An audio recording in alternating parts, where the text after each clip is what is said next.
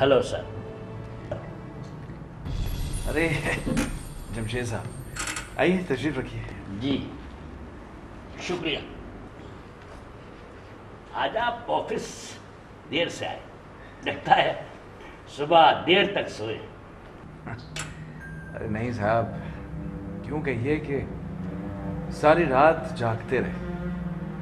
था कभी कोई वक्त जब सोता हूँगा, अब तो पिछली 3 रातों से एक लम्हा भी नहीं सो सका। जी मुसलसल 3 रातों से? जी हाँ। फिर तो आप किसी डॉक्टर को दिखाइए। जी हाँ, यही सोच रहा हूँ कि आज किसी डॉक्टर को दिखाई दूँ। बेशक उसके बाद आप 3 रातें न सोए।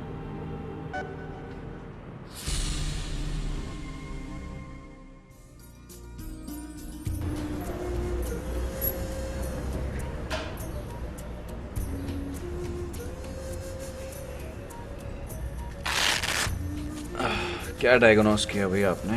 आप नर्वस टेंशन का शिकार हैं। Nervous tension? तमाम दिन इंसान के जहन पर जो प्रेशर बिल्ट होता रहता है उससे उसके आसाब मुतासिर होते हैं और रात की पुरसुकून नींद ख़त्म हो जाती है। तो आप क्या समझती हैं कि मुझे क्या करना चाहिए? आपको किसी सेहत अफजा मुकाम पर चले जाना चाहिए। भाई अभी पिछले ही हफ्ते पूरा 1 महीना मैं स्विट्ज़रलैंड में गुजार के आया हूँ। तो लेकिन वो महीना भी आपका मुसलसल टेंस होगा, इसलिए कि आप वहाँ कारोबारी दौरे के सिलसिले में लोगों से मिल रहे होंगे, आपने किसी पार्क की सैर नहीं की होगी, किसी थिएटर में नहीं गए होंगे, किसी आर्ट गैलरी का चक्कर नहीं लगाया होगा। अब क्या करूँ? वो सब ना करें जो अब तक करते आए हैं, सिर्फ जहनी और जिस्मानी तौर पर रेस्ट करें। और ये मैं कुछ टेस्ट लिख कर दे रही हूँ, ये आप किसी अच्छे लैब से करवा लें और केस पूरी तरह डायग्नोस हो जाएगा। और भाभी का क्या हाल है? भाभी ठीक हैं, पहले की तरह जुल्म कर रही हैं। ओके भाई, अल्लाह हाफ़िज़।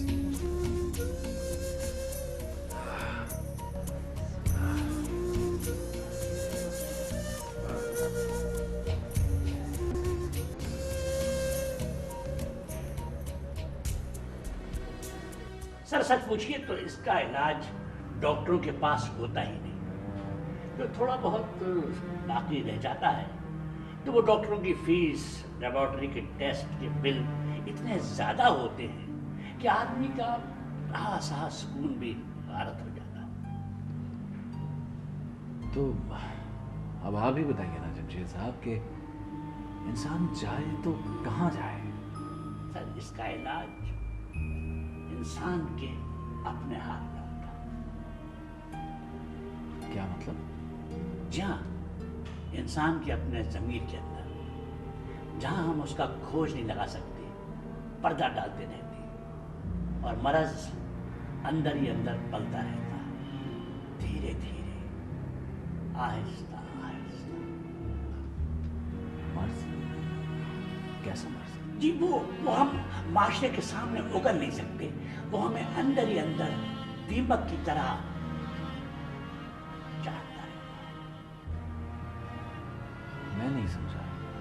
इंसान हर लम्हे इस माशरे में इनफरादी या गैर इनफरादी तौर पर बड़े बड़े जराइम का मुर्तकिब होता है और वो अपनी तलब और हुसूल के मामले में इतना अंधा हो जाता है कि बाज़ औक़ात जानवर से बदतर। अजीब अजीब बातें करते हैं आप भी। अगर आप खुलकर इन सब का इकरार कर लें तो आपकी शराफत का बुत टूट जाएगा, आपकी इज्जत खत्म हो जाएगी और मुमकिन है कि कानून का हाथ आपके गर्दन तक आ पहुंचे। आप किसी को मुंह दिखाने के काबिल ना रहे, इसीलिए आप इन बातों का इकरार करते हुए डरते हैं।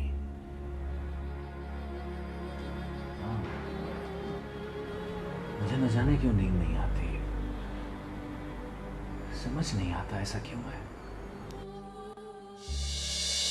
हो सकता है वो औरत हो जिसने आपका उस वक्त साथ दिया हो जब आपके नीचे लंबी लंबी कारें नहीं थी, फैक्ट्रियां नहीं थी, आप एक खूबसूरत नौजवान थे शायरी करते थे, आर्ट और लिटरेचर पर टी हाउस और कॉफी हाउसों में गर्मा गर्म बहसों में हिस्सा लिया करते थे। उस वक्त आपसे एक औरत मोहब्बत करती थी,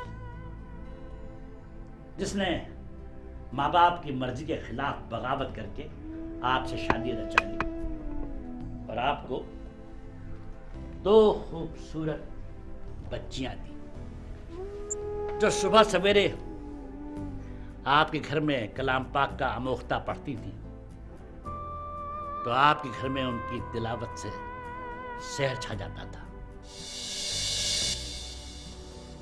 लेकिन जब आपके पास दौलत आई, रिक्रूटिंग के कारोबार में आपने इतना पैसा कमाया कि किसी को कानो कान खबर न हुई कि इतनी दौलत कहाँ से आई, लंबी लंबी गाड़ियाँ कहाँ से आई, आपका स्टेटस ऊंचा हो गया और वो औरत कमतर होती गई। 4000 रुपए के किराए के मकान से 2 करोड़ की कोठी में अजनबी अजनबी लगने लगी। तब आपको एक तालीम याफ्ता और खूबसूरत बीवी की जरूरत पेश आई, जो पार्टियों में आपके साथ मूव कर सके, जो सफीरों, सरमाएदारों और सियासतदानों की बीवियों के साथ दूर से पहचानी जाए कि ये आपकी बीवी है। और वो औरत जिसने गुर्बत और बेकारी में आपको कबूल किया था, एक किस्सा पारी।